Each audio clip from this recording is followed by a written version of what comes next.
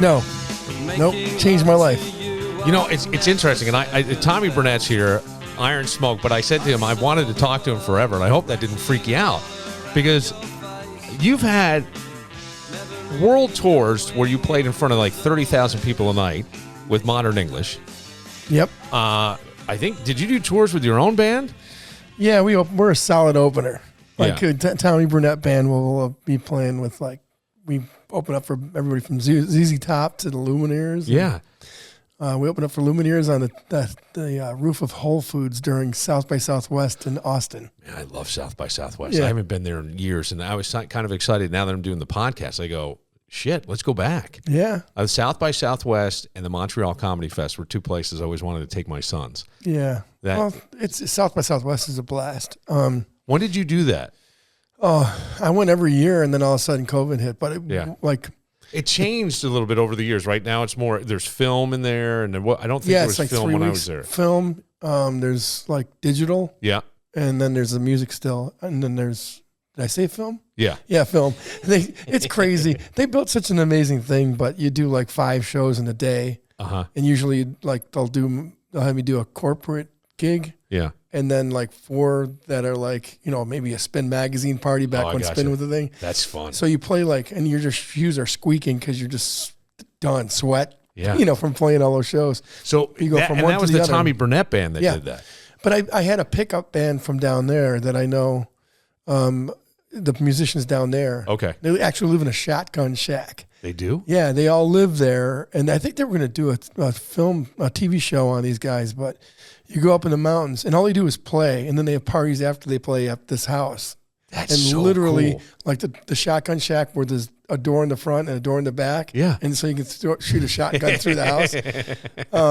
So we just went there. Up in the hills of Austin area? Yeah. And then there was like an old car with grass growing over it and a toilet with beads in it from a party, and we did one rehearsal, and then that day, like our show was like an hour after we did the rehearsal up there. Really? Yep. Wow. Because when I think about you, I didn't know that. I didn't know that the Tommy Burnett band had opened for all those other bands as well. I knew you had toured, but there's more. Like there's like Outlaws and Charlie Daniels at Finger Lakes Racetrack. How was that? Oh, it was great, man. Do you get to meet them? Because, one of the things that came out yesterday was Metallica saying how disappointed they were when they opened for the Stones in 2005, because I guess somebody walked in and said, hey, Mick Jagger's going to walk through here in a second. He's going to his truck that has an entire gym in it, and he's going to work out before the show, but don't make eye contact. Yeah, that's a thing. Is that really a thing? Yeah, You've been told that? Well, not... I always thought that was fortunate. Bullshit. ZZ Top, when we played, the guy goes, everybody get the F out of here unless you're with Tommy Burnett. And I'm like, I've arrived. Yeah. I didn't get kicked out. Because sometimes they take your pass off you when you're done. Yeah. And you're out. Okay. You don't get to be able to be back there. What was a good... Oh, George Thorogood I played with a couple of times. And now, George Thorogood I interviewed, and I had somebody come to me afterwards and go, he's usually a dick. Yeah. I don't know. Is he? I never talked to him. Okay. In the first couple shows, I never could have words with, like, he just was, I didn't even see him. I'm like, I'm looking forward to it. Maybe I can check his guitars out and stuff. Yeah. Nope, nothing. And then the last time we played with them, they said, hey, you can hang out. George says you're cool or whatever. And I was like, all right. Well, I don't know what that means, but okay. So then when he walked up on stage, he's like, hey, man, yeah, good job. Okay. Yeah. I'm like, well, that was cool. There's a story. Someone told me that he met Bob Dylan once, and Bob Dylan went, and I love George Thorogood. I'm like, his tone and some of the stuff he did, but he goes, he was really excited to meet Bob Dylan. He goes, Bob Dylan looks at him and goes, yeah, you're that guy who does the cover songs. Because a lot of his songs are covers. They are covers, yeah. But Bad to the Bone and all that. It's George Thorogood, the Destroyers. You're they keep that guy that does it. Yeah. Man, talk about putting a pin right in you. Oh, God. Right? I'd be That'd like, be horrible. I had no idea. So that's got to be something about you. You realize that? I don't know. No, but like that vibe, you are one of the most genuinely cool. I always say there's cool that anybody can be, and they're not, but they could be. And then there's guys like you who just you're a cool nobody. You know what I'm saying? You just ooze. It's a whole lifestyle. That Iron Smoke thing is a whole lifestyle. Yeah, it is a lifestyle. I really believe it's that. It's not a job. It's a lifestyle. Yeah, I see that. But when I was looking up stuff about you, I mean, one of the things, and I know you're very humble and you won't take a lot of credit for this, but you helped revitalize Fairport. Fairport's exploding, and a lot of that has to do with you. You took something that was a rundown area that had nothing for decades, Tommy. You went in there and proved it could work, and now the place is exploding. Yeah, well, I know. It was the thing we really needed was cheap rent and high ceilings, so it wasn't like I had a plan. But my business partner Steve Brown found that location and the price and the high ceilings for the stills, and we also could have our grain bins out front. They look like, we call them whiskey missiles when you pull up. Yeah. But those hold fresh grain, so you wanted to make sure it was the freshest ingredients, and then, hammer mill on site, so you have the fresh crushed grains, kind of like Sanka or French press. You want the French press before it goes into the mash tun, and we use all Kentucky Vendome stills. But when we first moved in there wasn't a parking lot. There was no electricity. We put it in there. It was just busted old warehouse. But how do you have that vision? Like, I can't. Sometimes I'm amazed how people can walk in to a place and go, yeah, it's great. And I would go, I don't know what you see. And then they remove a wall and they do something else, and then you got it. I think your space is one of the coolest I've seen. It's cool. I think, well, thank you so much, because we work hard at it, and it's like it takes a village to make a bottle of whiskey now. But it's everybody kicking in thoughts. Like when we were going to open the tasting room, we had a Christmas party, and that room was full of like washing machines, no windows, falling down. There was a ramp going into their building. Oh shit! Yeah, that's the tasting room that we have the concerts in now and stuff. And whose washing machines were they? I don't know. So they were coin operated laundry. I don't know what was going on. It was the old landlord, like, so probably made a deal with somebody. And you could crash them here, and we purposely didn't do too much to it because we wanted to make it kind of feel like illegal to be in almost. Yeah. And I took Josh Miles back there during that party, and I hit his iPhone like little, flashlight, and I'm like, "What do you think?" He goes, "It's plug and play, dude. You got to do it," because he opens up restaurants. Yeah, he does. He's done a ton. He's a Revelry, and I think even the one in Bushnell's Basin is his. Bronca, yeah. Yeah, ton of them. Yeah, right. Bitter Honey. He's got Ziggy's now. Bitter Honey, yeah. But I mean, you have been. So we talk about that as success, but is it true you were homeless at one point? Yeah, I was a runaway. As a kid. Yeah, that's why they had me do that weird the fashion show of the Center for Youth Services is involved, but they turned me around. You ran away? I ran. I used to jump. I was crazy. I don't know how my parents lived through it, and that's another story. But I used to jump boxcar trains and just end up somewhere and just trying to get home and sleep under railroad bridges, Holy shit. Thruway bridges, highway bridges. How far did you get on a box train as a kid? Not far, man. I jumped off of Batavia one time and tried to figure out how to get back, and then I think I made it almost to Syracuse once, but it was just. What year is this? I was probably in the 10th grade or something. Okay. No, it's a blur. I'm only saying what decade, because there's no cell phones. Yeah. Right. That's another point. When you're on tour, you got to wait till the truck stop. Yeah, man, to make a call to check in at home. Like my parents, when I was a kid, put in an 800 number because we would call where I went to school and where I lived is such a jerkwater town, and they call it upstate New York. It's down by Rhinebeck. Yeah, it's a beautiful area. It is a beautiful area, Hudson Valley. But we would have to call home from long distance, so my parents got a Call Home America 800 number. So you could go to a payphone and you just dial an 800 number. Yeah, I remember those. Yeah. And that was. But when I got into modern English, I made it in the band. That's another crazy story. But I went from eating a Snickers bar from the gas station, cutting it in half, and have that for lunch and dinner, and some combos sometimes if I could do. Because I was making a record in the middle of Pennsylvania when I got the call. Okay. To audition, and the singer called me up. They said he's going to call the studio. Was the label that got me involved. And she said, Robbie Gray's going to call you, and it's the guy. That's the singer. He wrote the song and everything. And the phone rang, and I'm like, okay, here we go. And he goes, first thing he said was, well, what do you like to wear? And I'm like, I'm not afraid to mix polka dots with plaid. I like to wear shoes that arrive in the room a couple minutes before I do. This is your answer? Yeah. And then he goes, he where the laughed. fuck did you come up with that I don't know. answer? I just was like, I'm just going to go for it. That was great. And then he said, what kind of guitar do you play, mate? You know, I'm like, and what kind of guitar do you want me to play? You know, you're the boss. And then he goes, he just hung up after like literally like 4 or 5 minutes, nothing. And I hung up, and the girl from the label called me and said, he wants you in New York City tomorrow. Can you make it? And I'm like, yeah, absolutely. I'll be there. And I had no car. I had no money. And I borrowed someone's car. Okay. Borrowed someone's telly and went and did it. Wow. And then Yoko Ono was in the kitchen with her son. David Bowie was rehearsing down the hallway. And I was like, this is the shot. This is what you know, this is what they say. Some is people like, don't crumble mess under this that up. kind of pressure. Well, especially because you got to learn all the songs and drive to New York from the middle of Pennsylvania, figure all that out. Yeah. No sleep. Right. Fingers are like lines in the fingers from just trying to get the songs down for over and over. And I played 3 songs, and they go, like, hold on, we'll be right back. And they got out of the room. They came back in. They go, so what are you doing for the next 3 months or so? And I'm like, hopefully hanging with you guys. And it's like, they're like, you're in, mate. You know, and I'm like, all right, well, now what do I do? Like, and we went right down to the bar and drank Boddingtons for the first time I ever had Boddingtons. One of my favorites. They drank the bar out of Boddingtons. Yeah.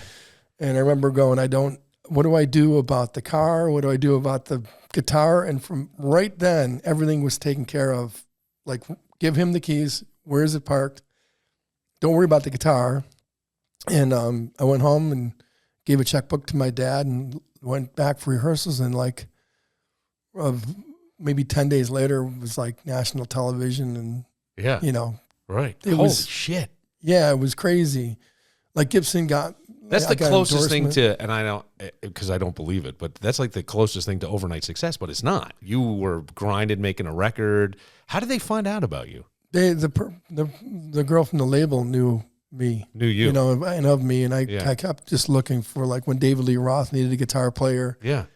You were going to play with David Lee Roth? I didn't get I got close to audition? A lot of things. No, that was done, but I'd always go like, Def Leppard needs, you know, or whatever. Yeah. And she'd always look out for opportunities. But I played with Lou Gramm. Yeah.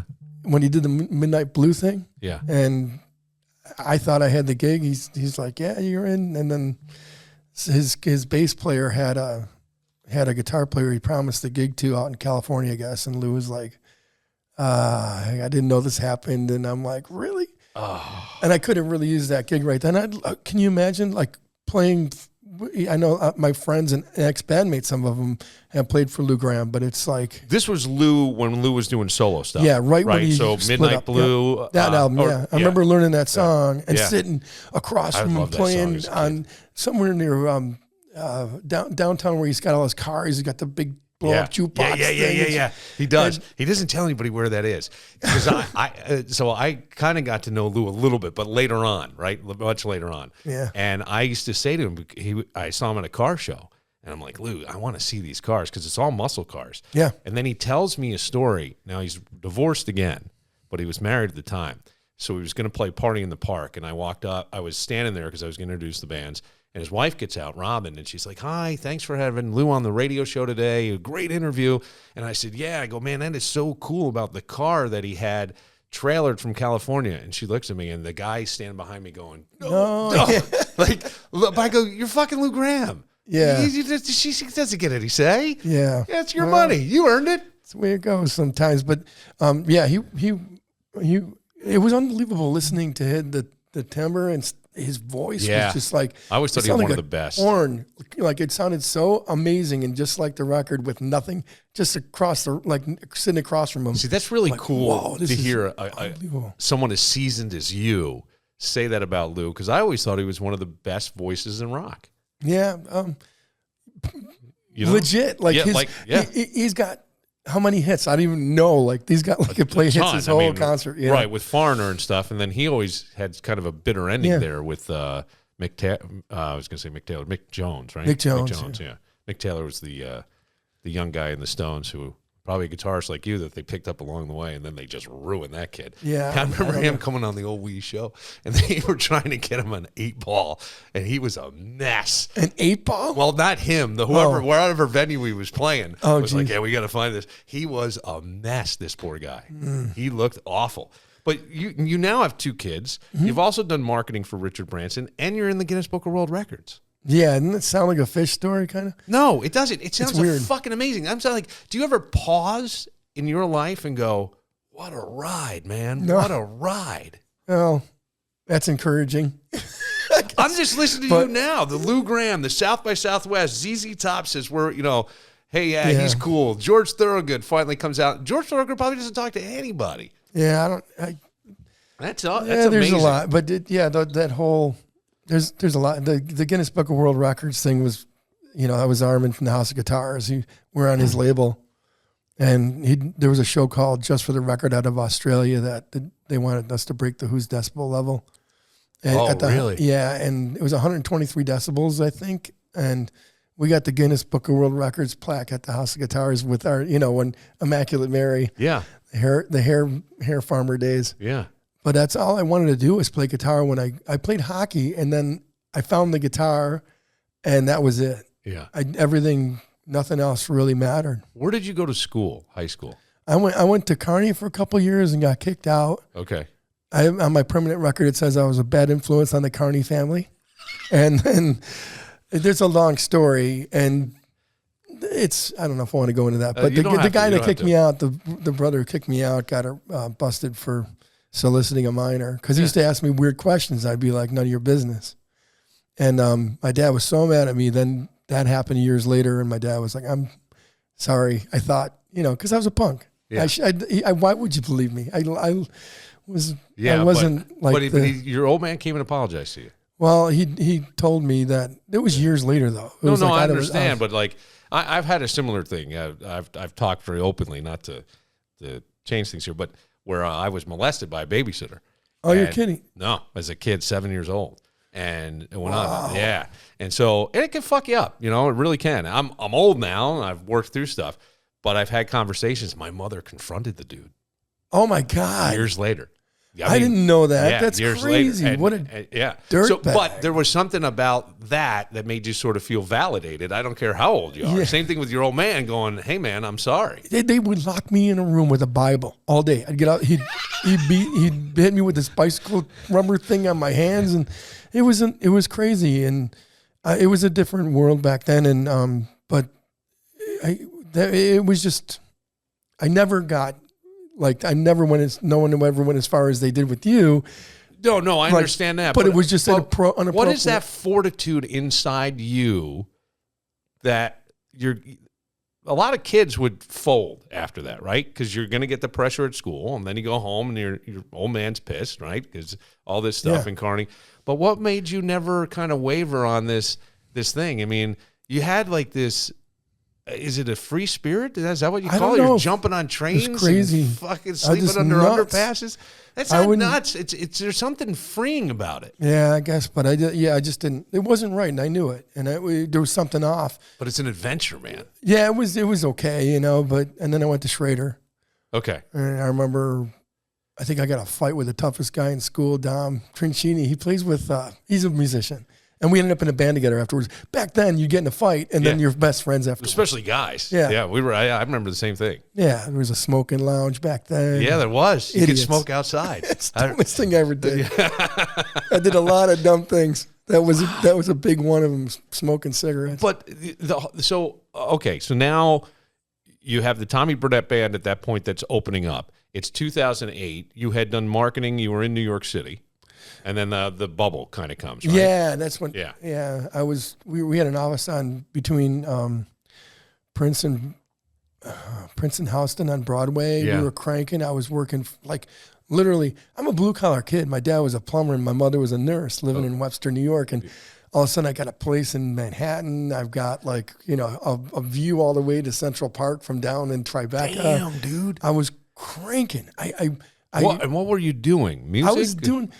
I started a radio show called Universal Buzz Radio, and we built that into 3.5 2 million listeners or 3.6 million listeners because of the internet. Okay. We had it on college radio. Yeah. And his upcoming bands, like we recorded Kid Rock at Water Street. We recorded the White Stripes at the Bug Jar when I lived above the Bug Jar. And he stayed above the Bug Jar with his wife that everybody thought was a sister. Meg. But those guys, shit. That's right. Everybody did think that. Yeah. I didn't know that. He's amazing. Like, I mean, I saw Jack White on Crossroads. Yeah. I think he's a fantastic guitarist. I wanted to stop cars on Monroe Avenue and go, get in here. This guy is singing like Robert Plant and playing like Jimmy Page. You got to see this guy. And then we hung out. He's an encyclopedia of blues. We hung out at South by Southwest. I think I stole a bottle off the bar at an after party, and we sat by the porta parties, like drinking that bottle and just talking about music. Yeah. You ever still talk to these guys? No, it'd be like when I run into somebody, and I go, "Hey, man, this is I don't know if you remember this." Well, how are they you're hard to not remember. Yeah, I don't know. Since some people just like, I don't know what happened. Like, I was hanging out in Nashville. The guy owns Tootsies and like a lot of other legendary bars there. He's like, they wanted me to go to his girlfriend's grandmother's birthday party to meet him because he blew me off that day at a meeting. Yeah. And I ended up singing happy birthday to his girlfriend's grandmother. He's like, let's go to Tootsies. I go, I can't go I got a meeting in the morning. And they go, if he says go to Tootsies, he wants him to meet his friend, you go. And I'm like, all right, I guess we're going. And we all jumped in the big car and went to Tootsies. If you know, Tootsies like 3 floors of music. Yep. And we went upstairs in that big room. And there's the VIP section. The VIP section is behind the stage, so you're above the stage behind it. Wow! And his friend's Kid Rock. No shit. That's when we wanted me to go and hang out. Did you remind Kid Rock that you had recorded him at Water Street? I never really. I told him, I go, the Devil Without Their Cause release in Asia where you had a live track from Universal Buzz Radio. He goes, yeah, I remember that. I'm like, that was my radio show. Wait a second. Like, you ended up on an import?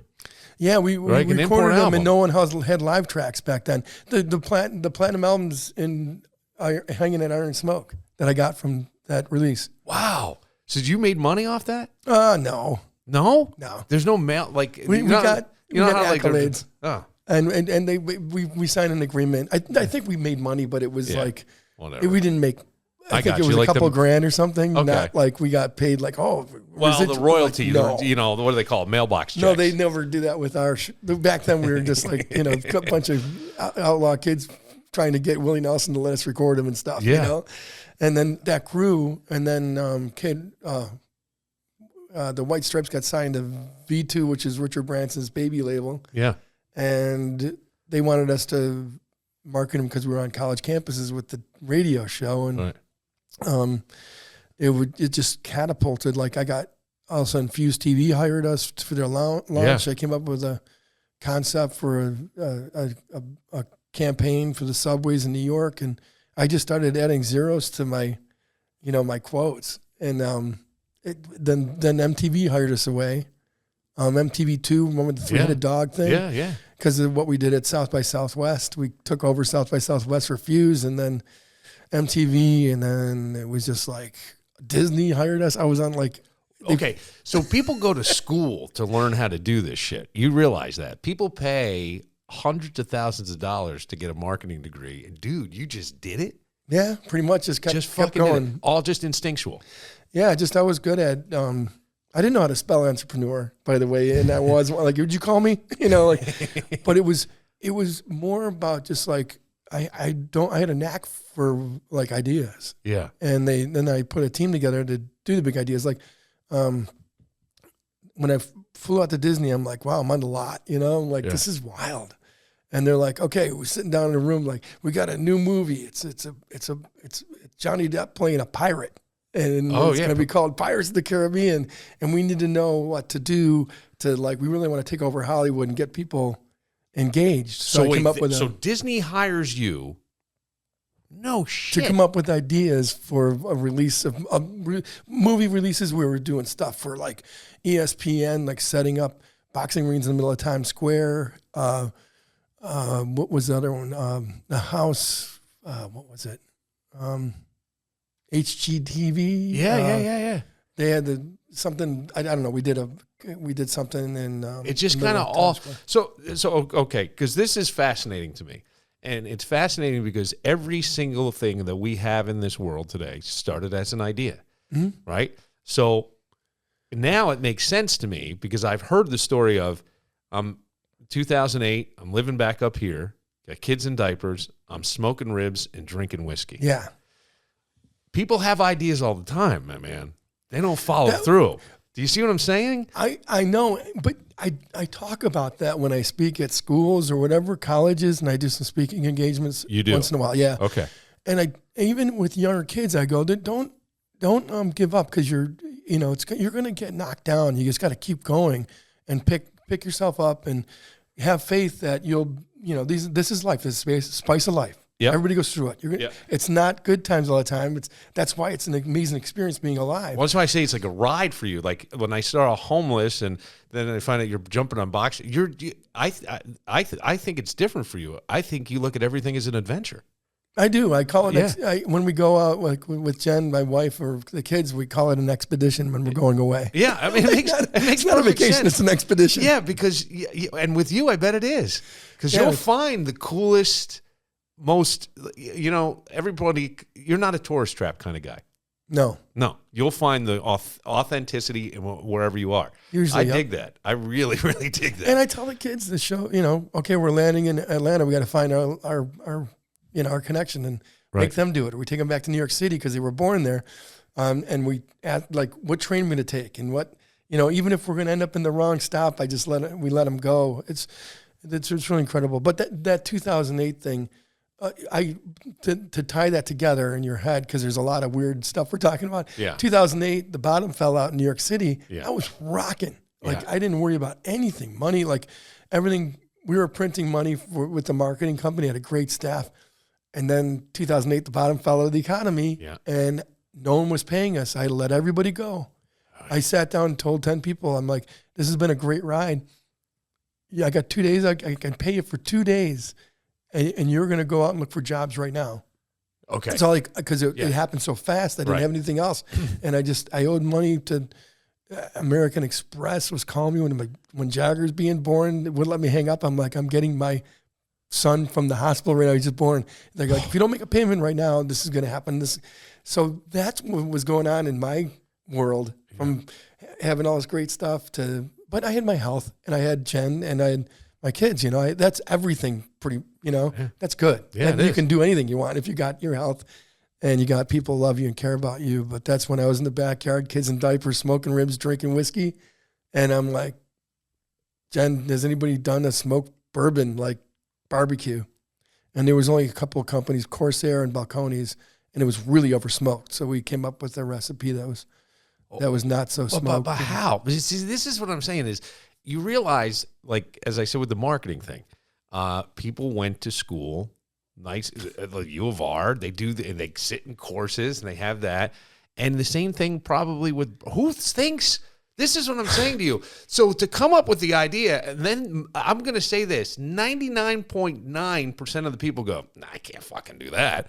Or am I going to do that? But when you got to think when that happens, dumber guys than us have done this. That's a good point. So that's a very good point. I mean? And the guys that are like, it's just doing it and following through. But the follow through with you is amazing, dude. Well, it's having the right people around me too. Well, I would agree that, the idea of a self-made man, not entirely true because everybody needs, people around them to believe in it. But that's the thing is you got to find the people that believe and that they're smarter and better at something than you're not. And you've got to be willing to put that aside. Yeah. So where do you, so you come up with the idea, you start looking for recipes? Yeah. Are you doing this in your kitchen? Well, we did it in friends' kitchens and people that helped start the businesses' kitchens and backyards. And I liked Pappy. Yeah. Back when you can buy it for $35-$40 a bottle on the shelf. What is it now? Like $150, $175, $200? It's around there, but as soon as you take it out of the store, it's $1,000 or $1,200 or $1,500 But that's the recipe was based on a weeded bourbon. And Okay. that's where I met Drew, our master distiller. He's brilliant. And he was young and he was working on a still on the Finger Lakes. I went to Finger Lakes Distilling and talked to Brian McKenzie about what we're doing and showed him the designs for everything. And he goes, I don't have the capacity. I got to make my own. There's a guy up the lake called Montezuma Winery. And I went to them and Bill Martin and said, I need a still. So he had a chicken smoker. I was smoking the grains, trying to figure that out. On a chicken smoker? Yeah, I started with corn. You literally did it. Well, yeah, with people around me that could help me, but I knew what I liked and like the Bernheim like kind of thing, and then it's adjusting the recipe and what triple char on the barrels, and I didn't even know that bourbon turned brown because of the char in the barrel. I didn't know anything. Yeah, I thought all spirits were clear until they were like sitting in the barrels. So you know more than I know. Well, but I only know that because I'm an alcoholic and I really like booze. And I love brown. I do love the brown stuff. Yeah, my old man loved the brown stuff. I'm Irish. That's what happened. Well, my Grandpa Joe and my dad Joe. You had a Grandpa Joe too? I did too. Yeah, Grandpa Joe. He's first and last on the old dance floor. I always had a Jenny Red Eye and a cigarette. I remember fishing and, Yeah. He's Italian. I'm like mostly Polish, but I get my Italian from Uncle Joe. Okay. Grandpa Joe. Yeah. My dad, Big Joe. That's incredible. So you went and smoked all this stuff yourself, and then it just kind of, but then other people are seeing this and just buying in. Yeah, it was like my business partner Steve. I mentioned Brown. He said if there's not a lot of competition, I'll pay for the first round and everything. But now it's like we're attached at the hip, thick as thieves. And he's a really smart wealth guy, like money guy, and just in general, really really savvy. And that happened. And then when we finally came out with our recipe after trials, we had like 300 cases. And I asked my distributor at the time, what if we sell out? I got the van with Scully on it. I'm in front of 5,000 people in front of ZZ Top without a drop in a bottle going, Iron Smoke, tonight you're going to be healed by the powers of rock and roll and whiskey. Can I get an amen, brothers and sisters? Iron Smoke, And we came out and he said it'd take a year before you sold out. And we sold out in a week and a half. Holy shit. Yeah. Wow. And I was counting on the guy down in the lake, Bill Martin, to make our stuff. We were counting on them. And that's when we found Fairport because we had to make our own. And we're a New York State farm distillery. Yep. But anyway, it was. So when you think about it, ZZ Top now has their own whiskey. Yeah, yeah. But they don't make it. They didn't do that. No. They didn't go find a chicken. What did you have? A chicken smoker. A chicken. Nobody did that. He partnered with somebody. I wish he would have partnered with us. Did you try?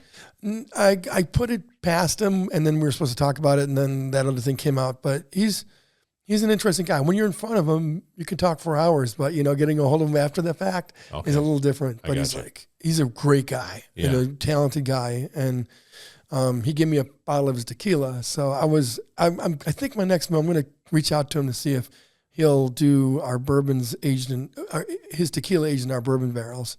Ah, that'd be pretty good. It's a good idea. Yeah, that's a great idea. And he's a good guy. I just don't know if he'll do it because of the bourbon thing now he's doing. I hear you. Yeah, because he's got somebody that he does that with already. Yeah, he's got I think it's Corsair or Balcones. I forget which one. How satisfying was it for you to have Fortune magazine call you one of the best bourbons outside of Kentucky? Can I read what they wrote? Yeah. The Iron Smoke Distillery smokes its grains over applewood before using them in distillation.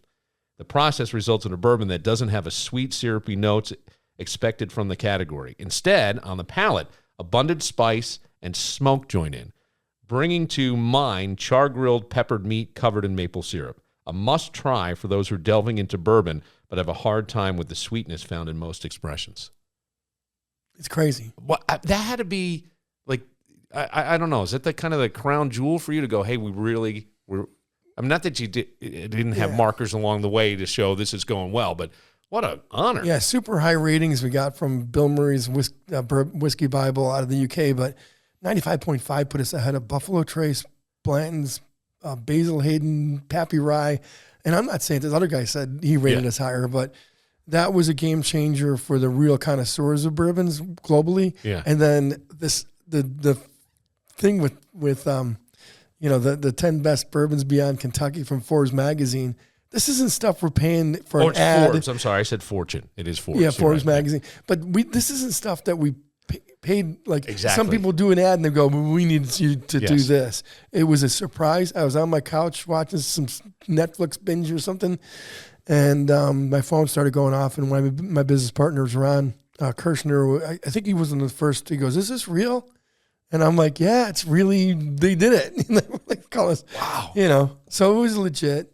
And it was those things are game changers, because you think your baby's beautiful, but right. until like somebody else goes, That's a good point.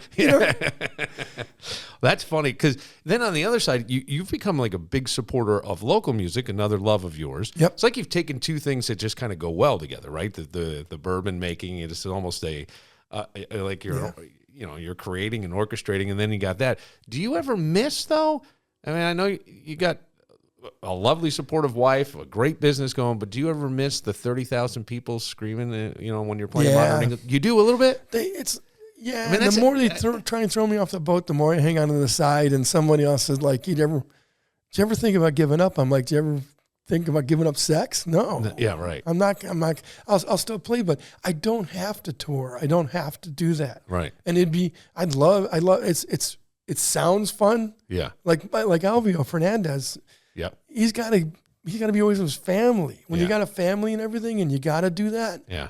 That's a different story. Right. I can pick and choose. Like I did a couple, like a Harley Davidson event in Orlando. Okay. Over the winter or whatever, and fly in, fly out, in 2 or 3 dates here and there. That's about it. How do people find you to book those things? Just through the website and stuff? Yeah, it's a combination of just like, maybe they like the song "I Like Beer." Yeah. Or that's whatever. a great song. Or they're a fan of modern English, or they're a fan of Iron Smoke, and they want me to be there. And everything's intertwined now. Yeah, my whole story and what I do. It's your lifestyle. And that's what I dig about it. It's like you walk into your place and it's just got a cool vibe. The people that you hired are all cool people. You never see an asshole. We have a zero asshole policy on both sides both sides of the bar, the customers and. Well, and why do you let bartenders. Connery in there then? Because that just comes with the territory. He was the first guy to walk in when we were doing we're going to open up our tasting room. Yeah. And he goes, "This is amazing. This is going to be great for Fairport." Yeah. He was all about it. Yeah. He was the first one and probably only one in the beginning that saw what it could be. Yeah. When he saw I'm like, we're going to do our own burlesque shows. We're going to produce, with our friends, we're going to do concerts. We're going to do endless community events for fundraisers, whatever we need to do and it's going to be part of the brand. So it's not just a bar. It's an extension of like goodwill and fun times. It is. Hopefully people will feel safe when they're there. The music is always good. The acoustics in there are great. The way you've done it all. It's kept that rustic kind of look, which I love. Yeah, I think that was the only time I got mad was someone was painting over some stuff, and I'm like, no. Yeah. No, we talked about this. Yeah.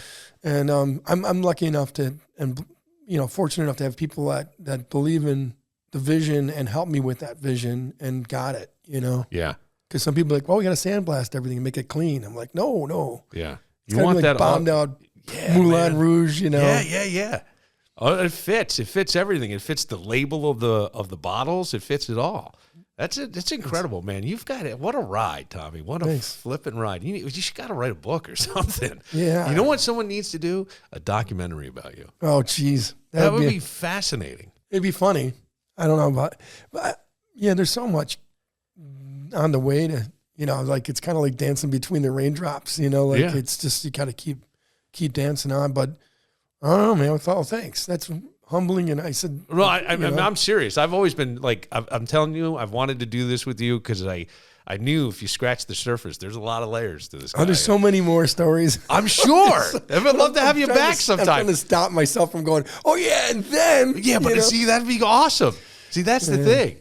Yeah, it's been amazing. Anybody doing Universal Buzz Radio at all? No, we people still want those shirts. The guy from Ween loves the shirts, and a couple other guys are like, it's a space boy. I always wanted to be an astronaut, so I made the logo a kid in a space helmet for Universal Buzz, and We just built a brand. I remember seeing Universal Buzz stuff everywhere. Yeah, it started on BER here. Yeah. And then that's pretty much how I met Jen, like my wife. Okay. Through the radio program. Okay.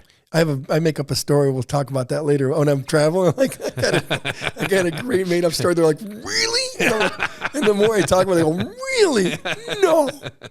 But you got to have fun with people. I'm like, yeah, no. But, actually, Did you meet was there ever anybody who you really wanted to meet and then you met them and it was just really disappointing? Any rock stars or anything? You seem to have a vibe about you that they're very open and accepting of you. But sometimes, which I always think is a great thing because, like you meet your hero and you remember what they were wearing, what they said, all this stuff. Yeah. And then if they blow you off, that's a big moment for people that can be. But it doesn't sound like you had that at all. No, that's good. That's good, man. I've seen them treat people badly around me, and that's a turnoff. Like, away from me, I'm like, not to me, but to somebody else. And I'm like, man, like Gene Simmons, for instance, always stops and listens and says hello. If they're like, I've been a big fan my whole life. I've seen him do it. He did it to me before. He always stops and says, thank you. See, I was never a Kiss fan. I interviewed him once. He's brilliant. Yeah, he's a brilliant marketing guy, but he also knows just nice and that it's because of the Kiss Army. He does, and really intelligent. Some woman called up and spoke Hungarian to him, and he answered her. Oh yeah, and I was like, man, he was a guy who doesn't disappoint at all, and I think shocks people. It was weird. Well, at Sundance, I used to have to play for E! Entertainment for the celebrities, so. Dennis Quaid, I had to tell Timothy Hutton he had to sit out one song because he wanted to play drums again. But my job was to get the celebrities to play for E! Entertainment. And it was Getty Images, so all the celebrities had to go there. It was like a 3-story gifting house. Okay. And on Park City. Yeah. And on Main Street? Yeah. And everybody I played with was cool. Like, The Edge gave me his guitar to play. Like, he used this sherbet-looking one. Matt Sorum sat in on drums. It was Pedro from Napoleon Dynamite. He plays harmonica. One time I got a call. They go, the Hobbits want you to come back to the gifting house. And this is after hours. And I'm like, all right.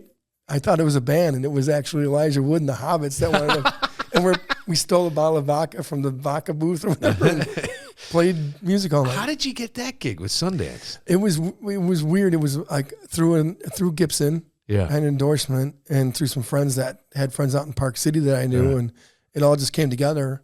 Because there was a guy in Park City. His name was Rich Wyman, and Rich, when I lived there, it was '93, and he would play all the bars and stuff, and he was really trying to make it. And Valerie Bertinelli's brother lived there, was a good friend, and Eddie Van Halen came out, saw him, and funded the record and everything. But I don't think it ever went anywhere for this poor guy. And then I was backstage at a Van Halen concert, and I said, Eddie, do you know Rich Wyman? And we talked for like 10 minutes about Rich. He loved him. He goes, he's a great piano player, all this stuff, and he played all over Park City. But I bet he would die to get gigs like that. He never got it. It was I met Valerie Bertinelli at a bar in Park City during Sundance, and I was like, what was she doing? Because she wasn't really doing much back then. It wouldn't make sense now. I didn't really. Yeah, her brother lived in Old Park City. Did you ever go down into Old Park City? Yeah. So he lived in Old Park City. She's a sweetheart, man. Did you meet her? No, I never did. I didn't. I met a brother, but that was it. She's super sweet. But what's next now for Iron Smoke? Just making the best bourbon we can, you know, and growing. We got a 5X growth plan right now. We got a grant from the state. Okay. We need to make more bourbon. It doesn't come out of the faucets, and we make everything there. Yeah. So we don't put filler in. We make it all for the Iron Smoke line. And everything's locally sourced. When we say New York State Farm Distillery, it's all from our region. Yep. Yeah. Farmer Russ, right down here in Williamson. He grows our wheat and corn. We go out there and visit him. You know, it's truly a really great farm distillery, great vibe. We're part of the New York State Distillers Guild. But next for us is the making sure we can make more as we grow. Yeah. And then we're having a bourbon festival in October. I saw that. 20th and 21st. It's going to be music, culture, and bourbon. It's called Hoochie-Nanny. Hoochie-Nanny. Yeah. Wow. And we're working with the guys that work with Bonnaroo out of Louisville. Yeah. So we're going to try and build a franchise out of it and have some fun and promote tourism to the Finger It's a Lakes. nice time of the year to do it too. Yeah, in the fall. We want Yeah, it's a great time. The idea of like having the fall and the harvest season, which is super important to, makers, bourbon makers and spirits makers, but that's going to be a ripper. Yeah, I want to come down and do the podcast there. Do it. Yeah, I really would. I would love to. It'll be great. Yeah. Well, thanks so much for your time, man. I don't know what your days are like. I think they get a little crazy with everything. Yeah, thankful I'm busy. Yeah, well, that's a good thing. That's a great thing. Do you mind if I close with this again? Oh, no, I love it. I never leave a wedding without playing this song. Really? Ever. No. That's funny. The guy from I was the touring guitar player. They're like, no, you're the guy. You are. Do you still get residuals? I got to tell you, probably the coolest guy in Western New York, Tommy Burnett. Oh, seriously. You got to just go. If you haven't been to Iron Smoke, you got to go to Iron Smoke, and you got to make it happen. Thanks, man. Billified. Crashing all around your face.